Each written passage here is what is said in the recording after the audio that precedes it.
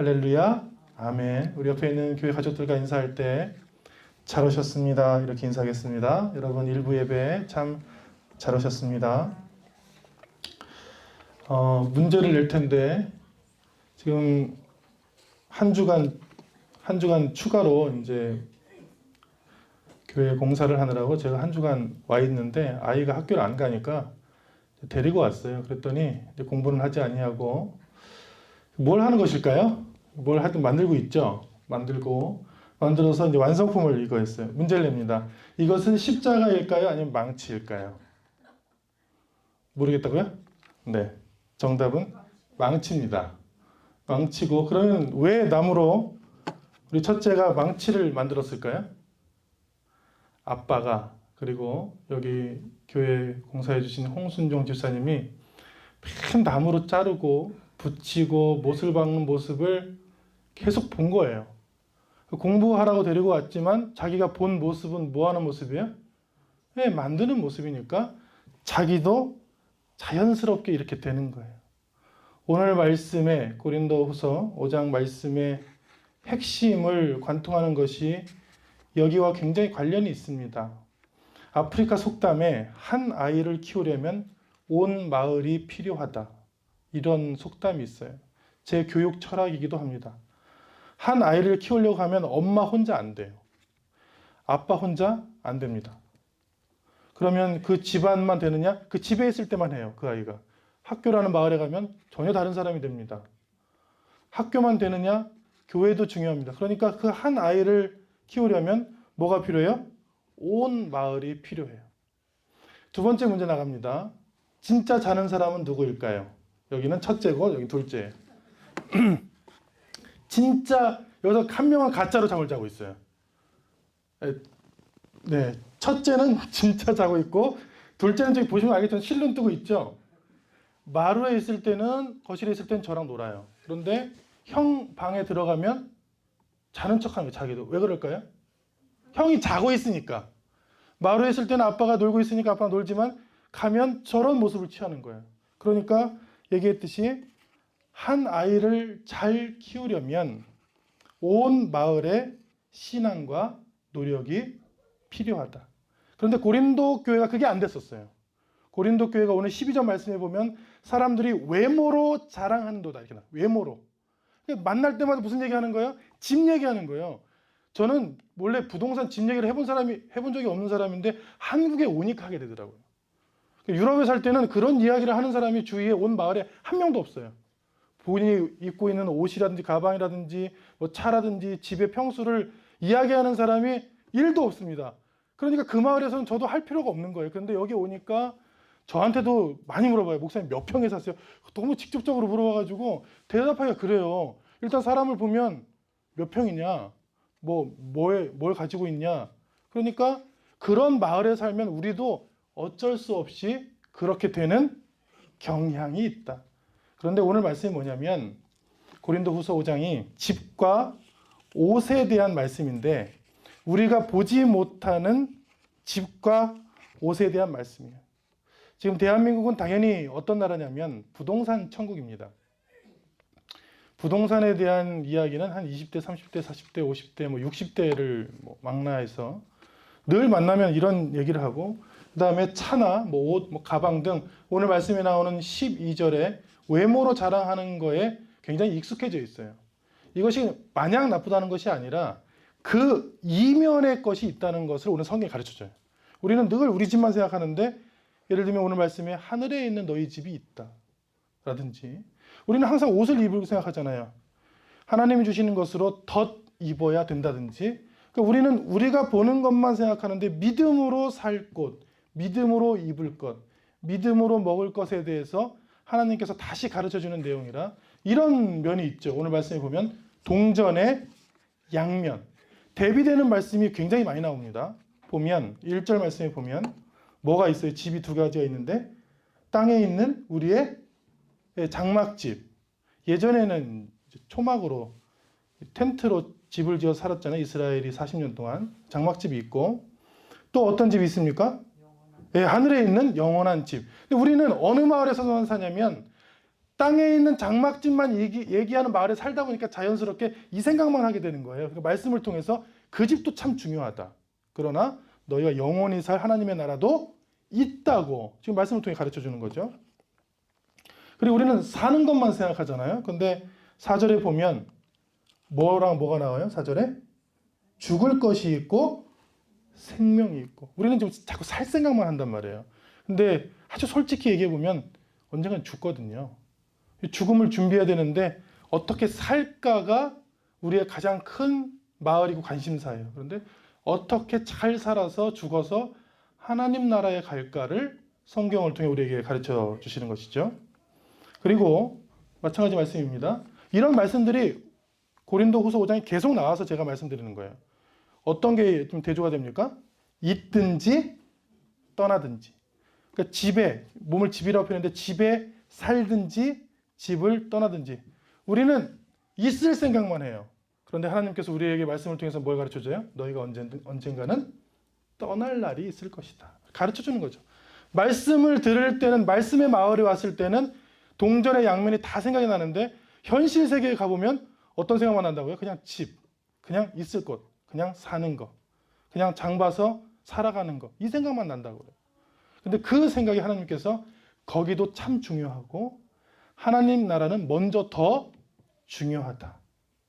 그 두 나라에서 하나님께 인정받는 저희 자녀들이 되시기를 축복합니다. 아멘. 또 나와요. 옷을 입고 벗는 것이죠. 그래서 4절에 보면 뭐가 나옵니까? 벗고자, 벗는 것이 나오죠. 옷을 벗는 것이 나오고 또 뭐가 나와요? 덧입는 것이 나옵니다. 이 덧입는 것은 설명이 좀 필요합니다. 입는 게 아니고 덧입다는 건 뭐예요? 제가 셔츠를 입었잖아요. 로만 셔츠를 입었는데 셔츠 위에 자켓을 덧입었죠. 그 덧입는 것이죠. 그래서 고린도 교회에 주신 말씀이지만 그 말씀을 다시 우리에게 주신 이유는 너희들이 혼자서는 안 된다. 혼자서는 이 모든 말씀들 현실을 혼자서는 이길 수 없다. 어떻게 이길 수 있냐면 하늘로부터 오는 은혜를 먼저 구하는 공동체가 돼야지 이길 수 있다고 여러 비유를 지금 고린도후서 5장에서 말씀하는 거예요. 혼자는 안 된다. 그 교회 분위기 자체가 외모를 자랑하는 분위기고 집을 자랑하는 분위기인데 혼자 어떻게 이길 수 있겠는가? 지금 사회 예배 은혜 받고 사회 나가자마자 바로 우리는 굉장한 스트레스와 흔들림을 경험합니다. 바로 나가자마자 가정에만 가도요. 그런데 교회라는 것은 먼저 하나님께서 주시는 은혜를 사모하고 구하고 보여주는 그런 마을이 되어야 된다. 성경은 우리에게 이야기하고 있습니다. 그래서 그것을 하늘로부터 오는 은혜라고 제가 이야기한 것이 아니고 오늘 말씀에 나와요. 2절에 보면 참으로 우리가 여기 있어 탄식하며 어떤 거를 덧입기를 원해요? 하늘로부터 오는 것. 오늘 말씀을 들으면서 내가 땅에서부터 있는 것은 본능적으로 우리가 압니다. 하늘로부터 하나님께서 나에게 주시는 것이 무엇인지를 깨달으시는 저와 여러분 되시기를 축원합니다. 아멘. 하늘로부터 오는 것이 무엇인가? 하나님의 본심이라는 말이 예레미야 29장에 나오거든요. 여러분, 하나님의 본심은 뭘까요? 본심이라는 게 있어요. 어머니들을 보면 본심이 있고 겉모습이 있어요. 그러니까 아이들을 혼내지만 본심은 진짜 미워서 막 혼내고 때리는 게 아니죠. 본심은 뭐예요? 사랑해서 잘 되라고 하는 것이죠. 본심인데 하도 예레미야가 눈물의 선지자예요. 하도 슬픈 일을 많이 당하고 힘든 일을 많이 당하니까 하나님께 하소연을 한 거예요. 하나님, 본심이 뭡니까? 저는 태어난 게 너무 고통스럽고 몸이 너무 아프고 어떨 땐 너무 억울하고 너무 힘듭니다. 하나님, 하나님의 본심이 뭡니까? 우리 지금 민족을 그리고 저를 재앙을 주고 멸망하게 시키는 게 하나님의 본심입니까? 했더니 하나님께서 뭐라고 말씀하셨어요? 하나님께서 주시고자 하는 것은 재앙이 아니라 소망과 미래를 주려 함이니라. 예레미야 29장 말씀에 소망과 미래. 그러니까 지금 우리에게 주시는 것은 어떨 때는 고난일 수 있고 어떨 때는 힘듦일 수 있어요. 그런데 진짜 하나님이 주시는 본심은 뭐예요? 소망과 미래를 주시려고 하는 거예요. 그거를 깨닫지 못하는 사람들마다 어린 사람들이에요. 실제로 어린 사람들은, 어린아이들은 깨닫지 못합니다. 어린아이들이 엄마한테 막 칭얼대죠. 엄마가 방금 코 좀만 기다리면 우유를 줄 건데, 오늘 아침에도 우리 준이가 막 우는 거예요. 우유를 주는 한 1분을 못 참아. 그 미래까지만 기다리면 되는데 미래를 못 기다리니까 1살짜리죠. 근데 우리 신앙도 마찬가지예요. 우리도 1살짜리 신앙일 수가 있어요. 하나님께서 그것을 참고 이겨내면 미래와 소망을 주시려고 했는데, 그 짧은 시간 동안 우리가 뭘 해요? 불평을 합니다. 하나님, 이게 뭡니까? 제게 주신 이 환경은 뭡니까? 지금 이 사람은 뭡니까? 지금 이 위치에서 제가 뭘 해야 됩니까? 하고 불평이 먼저 나오는 거예요. 근데 하나님의 본심을 깨닫는 사람들은 뭘 해요? 하늘로부터 오는 소망과 은혜를 구하는 거예요. 하나님, 그게 없으면 제가 계속 불평이 나옵니다. 하나님, 저한테 좀 주세요.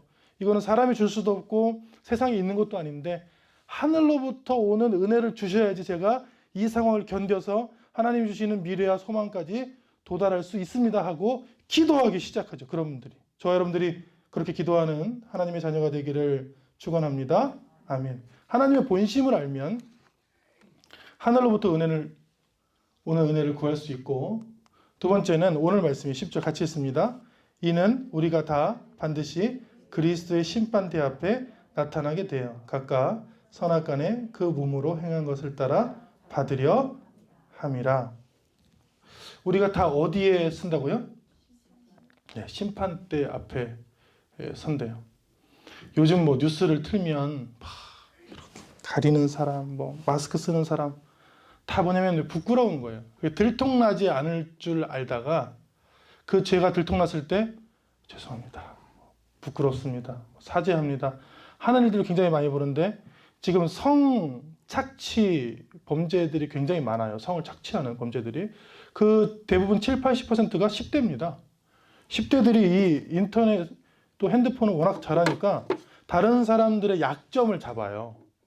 다른 사람들의 약점을 잡아가지고 협박하는 거예요. 너 벗은 몸으로 나한테 사진 안 찍어 보내면 이거 다 니네 학교에 다 뿌릴 거야. 이렇게 협박하는 거죠. 네. 그런 사람들이 사용하는 이런 앱이 있어요. 어플리케이션이. 뭐냐면 텔레그램이라는 것을 주로 사용하는데, 텔레그램이 뭐 요즘 N번방 이렇게 나오잖아요. 그런 것들이 다 텔레그램에 있는 방들인데, 그게 뭐냐면 테러리스트들이 많이 사용합니다. 이 텔레그램은 해킹이 불가능하다고 알려져 있어요. 그러니까 이거 모든 것을, 내가 하는 범죄나 모든 것이 다 비밀로 지켜줄 수 있겠다. 세상에 비밀이 있을까요, 없을까요? 경찰들이요, 텔레그램으로 했든 뭘로 했든 다 찾아냅니다. 자기는 그렇게 생각하는 거예요. 나는 이 텔레그램이라는 것으로 사용했으니까 나는 절대 심판대 앞에 서지 않고 내 죄가 드러나지 않을 거야 확실했지만, 지금 그 사람들 지금 어떻게 됐습니까? 줄줄이 다 지금 검찰에 가서 다 조사받고 있잖아요. 앞으로 법원의 심판대 앞에 설 것이고. 그런데 우리도 마찬가지라는 거예요. 우리가 왜 하나님의 은혜를 사모해야 되는가? 우리가 하나님 앞에 설 때가 있다는 거예요. 그때 부끄럽지 않기 위해서, 하나님, 제 힘으로 못 삽니다. 하나님이 주시는 힘으로, 하나님이 주시는 도움으로, 하나님이 주시는 은혜로 살아서 딱 섰을 때 제 힘으로 산 것이 아니고 하나님이 주신 것으로 살아냈습니다. 이렇게 한마디 하기 위해서. 그것을 아는 사람들은 철이 든 신앙인들이죠. 하늘로부터 오는 은혜를 구하지 않는 사람들은 이런 생각을 하지 않아요. 이런 생각조차 하지 않습니다. 저한테 많은 사람들이 와서 고백했어요. 목사님, 저는 천국이 믿겨지지 않아요. 저는 뭐 하나님 앞에 심판 때 가는 거 그런 거 믿겨지지 않아요. 그런데 보면 신앙생활의 모습이 너무 당연해요. 그냥 오고 싶으면 오고 말고 싶으면 말고, 기도는 절대 안 하고, 네. 하나님으로부터 오는 은혜를 간구하지 않고, 찬양하는 거 좋아하지 않고, 예배하는 거 의무로 하고. 이해가 돼요, 이해가. 그런데 내가 언젠가는 내 이름 석자를 걸고 하나님 앞에 설 때가 있다고 확신하면, 하나님 좀 도와주세요.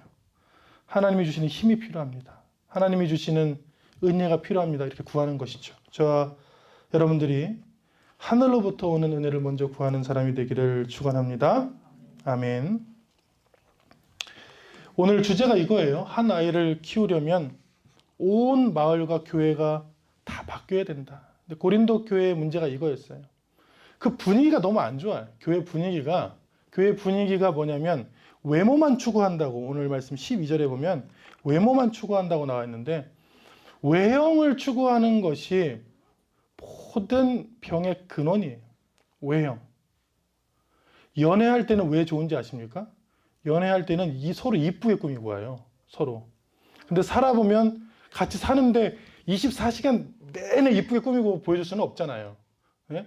서로 아주 부족한 모습들, 좀 눈썹을 덜 칠한 모습들, 얼굴을 커버하지 않은 모습들을 보여줄 수도 있잖아요. 그러니까 외모만 보고 살 수는 없는 거예요. 연애할 때의 마음으로 살 수는 없는 거예요. 같이 살다 보면 외형은 한 반 이하 정도. 그리고 뭐가 더 커요? 내면과 마음 써주는 거, 함께하는 마음들이 더 커질 때가 많죠. 결혼 안 한 사람들 제가 얘기하면 저한테 삿대질하면서 목사님 저도 그래도 이쁜 사람과 결혼할 거예요. 이러더라고요. 그래서 그러다 돌아온다. 그 외모만 보고 따라갔다 돌아온다. 사람이 외모가 다가 아니고 교회도 외형이 다가 아닙니다. 지금 한국 교회가 유럽 교회가 1000년 동안 1500년 동안 실패했던 것을 따라가고 있는데 유럽 교회가 뭐냐면 외형을 잘 꾸미면 하나님이 기뻐하실 것이다 라고 생각했고 그리고 서로 경쟁적으로 높이 지으려고 했어요. 지금 가보면 독일의 쾰른 대성당이나 울름 대성당은 서로 높이 짓는 거예요. 그래서 세계에서 가장 높은 성당들이 독일에 있습니다. 높으면 좋고 크면 좋다고 생각했는데 성경에 보면 하나님께서 전혀 그걸 원치 않으셨어요. 우리 교회를 여기 내부를 이렇게 가꿔주신 홍순종 집사님이 하도 재주가 좋으셔서 제가 어제 식사하는데 집사님 이 정도로 재주가 있는데 집사님 집을 지으셔요. 충분히 지을 수 있잖아요. 재주가 워낙 좋으니까 뭐 전기부터 뭐 음향, 뭐 목공, 철공, 뭐 화장실 못 하시는 게 없어요. 혼자 다 하셨어요. 한 80평 되는 거를 집을 지으셨더니 저는 집을 지을 생각이 없습니다. 그러더라고요. 그래서 왜요? 그랬더니 저는 그냥 하늘나라에 집을 짓고 여기 살 동안은 그냥 교회나 져주고 다른 사람 도와주고 그렇게 살래요? 그렇게 하시더라고요. 능력이 있으신데도 그렇게 안 하시더라고요. 그것들을 보면서 굉장히 큰 걸 깨달았어요. 교회를 함께 세웠지만 성전을 지으려고 노력하지 말자. 뭘 지으려고 노력해요? 움직이는 성전인 사람들을 세우고 다음 세대들을 세우자.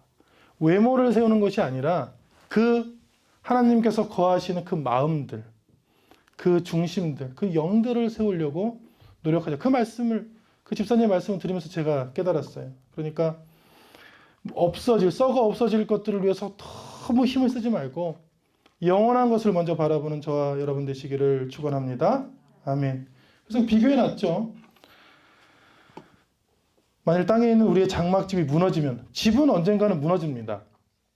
콘크리트 건물이라고 그러죠. 지금 이런 슬라브 콘크리트 건물들은 한 100년 정도, 잘 지으면 한 100년 정도 쓰는데 아파트는 이제 몇 년 정도 사용합니까? 한 40년 정도. 워낙 얇게 졌어요. 아파트를 보면 이제 보통 건물들과 같지 않고 이게 이렇게 두껍게 지으면 평수가 줄어든다고 굉장히 싫어한대요. 세입자들이. 그러니까 아파트들을 보면 그렇게 높은 건물인데 벽이요. 요만해요. 네, 외벽도 요만해요. 그러니까 한 40년 정도 지나면 좀 위험하고 잘 지은 건물들은 100년 정도. 아무리 튼튼하게 지어도 한 100년 이상 되면 어떻게 돼요?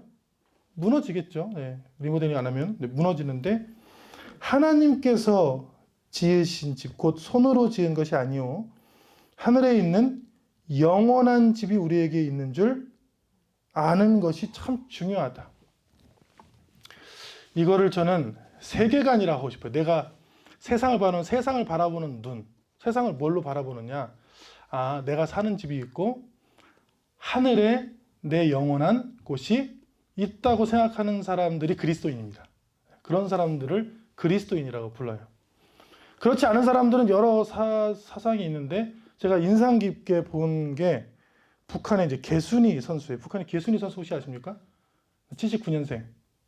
개순이 선수가 80몇 연승을 하고 있는 그 일본의 한 선수를 꺾고 48kg, 52kg, 56kg에서 금메달을 따면서 북한 스포츠 전체 영웅이죠.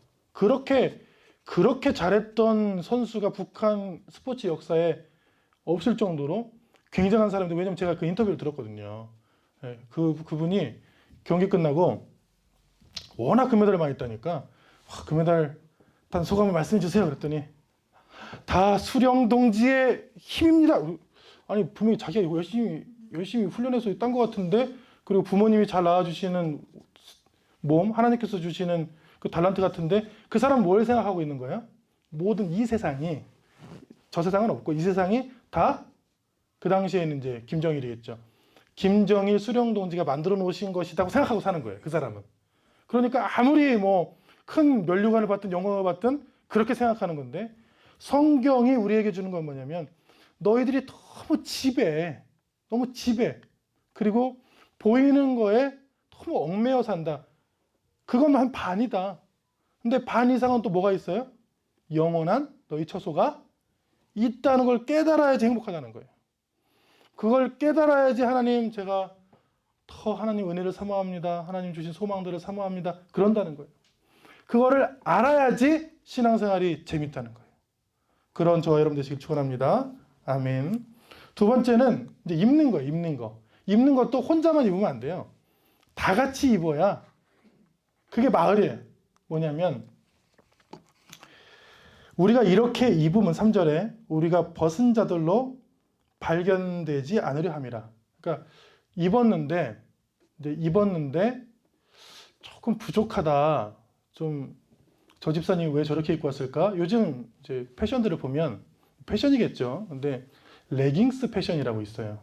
근데 레깅스 패션을 보면 제가 고민이 돼. 저걸 입은 걸까 벗은 걸까? 왜냐면 이렇게 속옷과 그 스타킹 같은 레깅스를 입었잖아요. 그러니까 저게 완성됐을까? 그 운동할 때 입으면 참 멋있는데 그 길거리를 활보하니까 그 미국에서도 문제가 되더라고요. 그걸 금지하는 주가 있고 허용하는 주가 있어요. 근데 이게 너무 민망해요. 성경이 그렇게 얘기하는 거예요. 너희들이 옷을 입었는데 너희들이 지금 입은 옷은 반밖에 못 입은 것이다. 왜냐하면 세상의 옷만 입었으니까. 하나님께서 주시는 옷이 따로 있어서 그것을 덧 입었다고 표현합니다. 이 당시 이 습관을 보면 남자는 튜닉하고 토가라고 왼쪽 어깨 지금 지나가고 있죠. 네, 왼쪽 어깨 지나가는 튜닉하고 토가를 입었고, 여성들은 당연히 튜닉을 입었고 팔라를 입었어요. 팔라는 지금 보이는 이렇게, 지금 이 팔라를 이슬람 쪽에서는 지금도 있습니다. 방글라데시 같은 경우는 팔라를 꼭 해야 돼서 저희가 선교 가면 저희가 티셔츠를 입고 사역하잖아요. 그럼 못하게 해요. 남자들은 괜찮은데 여성들은 어떻게 해요? 뭘 이렇게 덮으라고 그러죠? 네, 그거에 팔라라고 해요. 그리고 이 당시 가난한 사람들은 튜닉만 입게 했어요. 근데 이것들은 조금 지나다 나중에 풀어주긴 했는데 아주 잔인하죠. 튜닉이 뭐냐면 속옷이에요. 그러니까 속옷에다가 남자는 겉옷인 토가를 덧입는 거고 여자는 팔라를 입는 거고, 노예나 가난한 사람들은 튜닉밖에 없으니까 그것만 입겠는데 딱 보면 알아요. 딱 보면 저 노예구나, 저 헐벗었구나, 이렇게 튜닉만 입으면. 그런데 우리의 은혜가 없는 우리의 일상적인 삶이 성경은 튜닉이라는 걸 하는 거예요, 지금. 그리고 뭘 입으래요? 하나님이 주시는 것으로 덧 입어라. 먹는 걸 비교하면 매일 먹잖아요. 저희가 매일 먹는데 그거는 육적인 양식이고, 성경의 영적인 양식은 뭐예요? 하나님의 말씀이잖아요. 말씀은 안 먹어요. 그러니까 하나님 보시기에 너가 영양소를 반밖에 안 입었다. 회사 출근하는데 위랑 밑에 옷을 다 입었어요. 속옷만. 나가는 거야. 부인이 잡죠. 자기야, 겉옷을 입고 나가세요. 제가 얼마나 교회에 오는 게 바쁘고 준비할 게 많은지 겉옷을 놓고 온 적이 있어요. 이 자켓을 놓고 교회에 온 적이 있어요. 어떻게 했을까요? 다시 갔죠. 네. 다시 집에 가서 안에 있는 옷만 입고 설교할 수가 없어서 겉옷을 입고 왔는데, 우리의 신앙이 자칫하면 그렇다.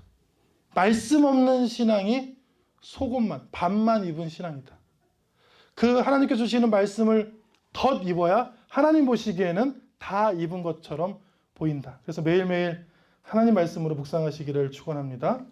제가 못할까 봐 웬만하면 제가 새벽에 일어나서 말씀을 써서 저희 성도들한테 올려요. 저희 밴드의 매일 큐티 매일 묵상이라고 밴드를 보시면 한 6시경에 제가 먼저 기도하고 말씀을 써서 말씀 올리는 게 그게 양식이에요. 육적인 양식은 집에서 드실 테지만 영적인 양식은 어디서 공급받을 데가 없을 것 같아서 성도님들을 생각하면서 하시니까 뭐 강요는 안 하겠습니다만 드시기를 바랍니다.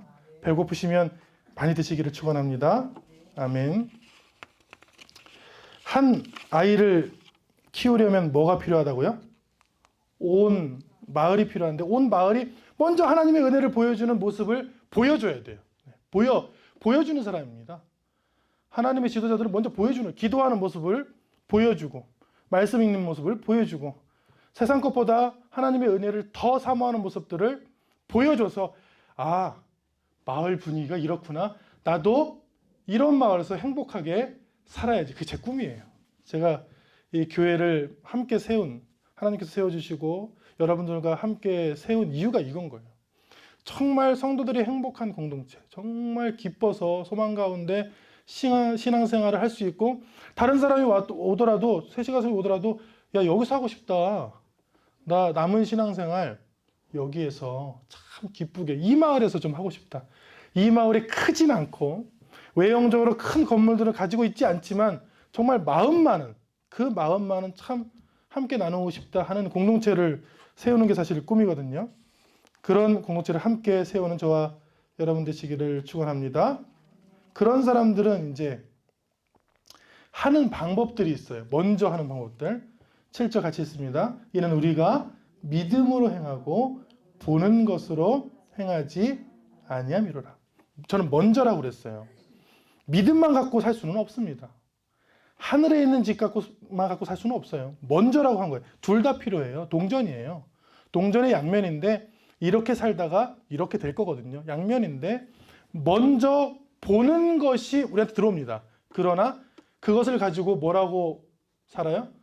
믿음으로 해석하는 거죠. 믿음으로. 우리에게 보여진 고난이 있는데 그거를 불평하거나 낙심하는 것이 아니라 그 본 것을 뭘로 해석한다고요? 믿음으로 해석하는 거예요. 마가복음 9장에 한 아버지가 자식을 데리고 와서 예수님께 말씀하기를 할 수 있거든요. 고쳐주십시오. 근데 그게 정직하죠. 그 사람이 보는 거는 이 아이를 이분이 고칠 수 있을까 보는 거는. 근데 이분을 보니까 성경에 예수님의 행색이 초라했다고 나와 있어요. 그 겉모습을 보니까 고쳐줄 수 있는 사람이 아닌 것 같아요. 왜냐하면 예수님 이사야 53장에 보면 예수님이 연한 순 같고, 연한 순 같다는 것은 좀 약하다는 거거든요. 약하고 또 보기에 흠모할 만한 것이 없다. 그러니까 외형적으로 잘생기거나 뭐 뛰어난 것이 없고, 실제 예수님의 모습을 복원해도 우리가 알고 있는 그림은 이탈리아 사람이고 실제 그 팔레스타인 사람은 약간 거뭇거뭇하고 좀 짧은 고수머리거든요. 그러니까 그런 모습을 보고는 고칠 수 있을까? 할 수 있거든 고쳐주십시오 했더니 예수님께서 뭐라고 같이 있습니다. 예수께서 이르시되 할 수 있거든이 무슨 말이냐? 믿는 자에게는 능히 하지 못할 일이 없느니라 하시니. 예수님은 지금 당연히 뭘로 보고 계세요? 믿음으로 보는 거죠. 이 아이를 하나님께서 고쳐주신다라는, 예수님께서 그런 능력이 있음을 당연히 보고 계시죠. 그런데 보는 것 차이가 믿음입니다. 어떻게 보느냐. 오늘 말씀을 듣고 예배를 드리고 우리의 보는 것이 바뀌기를 원합니다. 보는 것이 늘상 보는 것만 있으면 신앙인이 아니에요. 늘상 봐왔던 것이 뭘로 보이기 시작해요? 믿음으로 보이기 시작해요. 나를 여기에 부르신 게 하나님이 왜 나를 여기 부르셨나는 그냥 내 생각이고, 믿음으로 보면 하나님께서 나를 쉬게 하시려는구나, 나를 행복하게 하시려는구나, 나에게 무슨 사명을 맡기시려고 하는 거나 사람마다 다 달라요. 그런데 믿음으로 보기 시작하면 보이기 시작하는 것이죠. 그런 것을 보는 저와 여러분 되시기를 축원합니다. 아멘. 또 한 아이를 키우려면 온 마을이 필요한데 우리 마을들은 먼저 하나님의 은혜를 구한다고 그랬죠. 뭐냐면 사도 바울은 이렇게 고백했어요. 우리가 담대하여 원하는 바 차라리 몸을 떠나 주와 함께 있는 것이라. 자기한테 새 소망이 생겼는데 나는 차라리 하나님과 함께 하고 싶다. 근데 이 고백을 함부로 전 못하겠더라고요. 대단한 신앙입니다. 어떤 신앙이냐면 사는 것보다 그냥 천국 가는 게 더 낫겠다는 건데 그게 쉽게 고백되지는 않더라고요. 그런데 사도 바울은 사냐 죽냐라고 생각하지 않았어요. 이거를 사냐 죽냐라고 하면 당연히 사는 게 훨씬 낫죠. 그런데 뭐라고 했냐면 함께 있는 것이라고 표현했어요. 나는 내 소망은 주님과 함께 있는 것이다. 알랭드 보통의 여행의 기술이라는 책에서 제가 봤는데 어떤 사람과 함께 있으면 마음이 너그러워지고 감수성이 예민해지는 반면 어떤 사람과 함께 있으면 경쟁심이 생기고 질투가 일어난다. 정확하죠. 여행하다 사람을 만났는데 어떤 사람 보면 참 마음 너그러워지고 편안해지고 감정들도 막 살아나고 기쁨도 있는데 어떤 사람도 있으면 막 경쟁심, 막 질투, 무엇을 가졌느냐 이렇게 생각이 든대요. 그래서 마을을 만들려고 하는 거예요. 최소한 교회 공동체로 모였을 때는 그런 이야기를 하지 아니하고 하나님이 주시는 은혜와 서로 위해서 기도해 주는 것과 함께 울고 함께 웃고 함께 찬양하고 그런 일들을 하려고 우리가 모인 것이죠. 그런 일들이 있으시기를 축원합니다. 아멘. 하나님께서 새로움을 주시는데 먼저 하나님의 은혜를 구하면 뭐가 좋은가? 오늘 말씀에 새로운 것을 우리가 갖고 있는 것이 아니에요. 새로운 것을 주는데 거기에 굉장히 유명한 말씀이 있어요. 여러분 아시죠?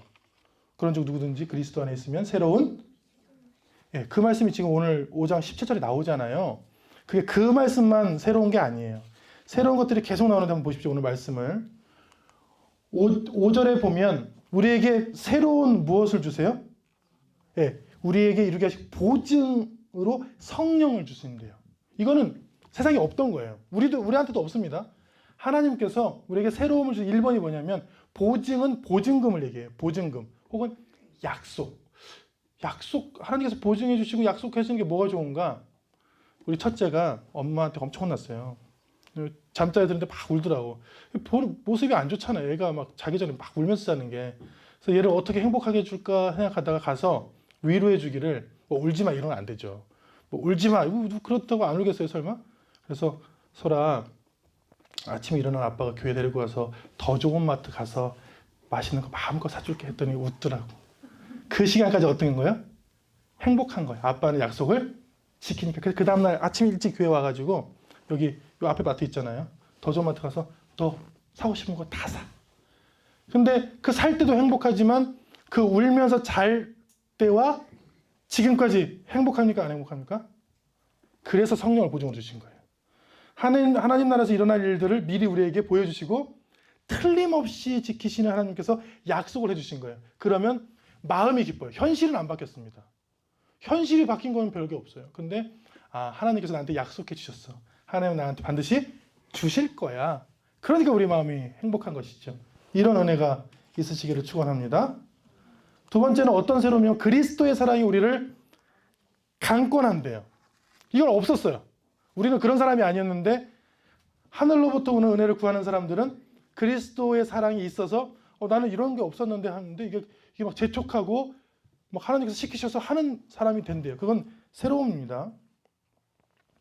그리고 세 번째는 나를 위해서 사는 게 당연하잖아요. 그런데 은혜를 받으면 우리를 대신해서 죽었다가 살아나신 그리스도를 위해서 사는 목표가 생긴대요. 이거는 정말 새로운 거예요. 저도 그래요. 저는 이런 사람이 아니었어요.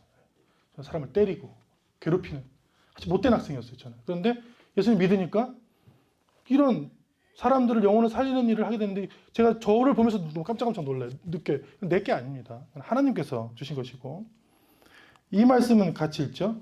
같이 읽습니다. 그런즉 누구든지 그리스도 안에 있으면 새로운 피조물이라 이전 것은 지나갔으니 보라 새 것이 되었도다. 우리는 이 말씀만 알고 있어요. 그런데 5장을 읽어보면 계속 새로움을 주시는 말씀이에요. 마지막입니다. 마지막으로 우리에게 무슨 새로움을 주셨어요? 화목하게 하는, 화목하게 하는 것은 하나님과 우리 사이가 멀어졌는데 예수님께서 가깝게 하신 것처럼 우리도 그런 사람이 되면 된대요. 이 사람과 하나님 사이가 멀어졌으면 그거를 가깝게 하는 일에 순종하는 그런 사람. 새로움입니다. 전에 우리의 모습이 아닙니다. 그래서 하나님의 은혜를 먼저 구하는 사람들은 뭐가 생겨요? 매일매일 새로움이 생겨요. 몸이 조금 아픈데 얼굴은 밝아요. 왜요? 새로운 소망과 은혜들이 있죠. 오늘 말씀을 통해서 이런 새로운 기쁨과 소망과 은혜들이 저와 여러분에게 충만하기를 축원합니다. 기도하겠습니다.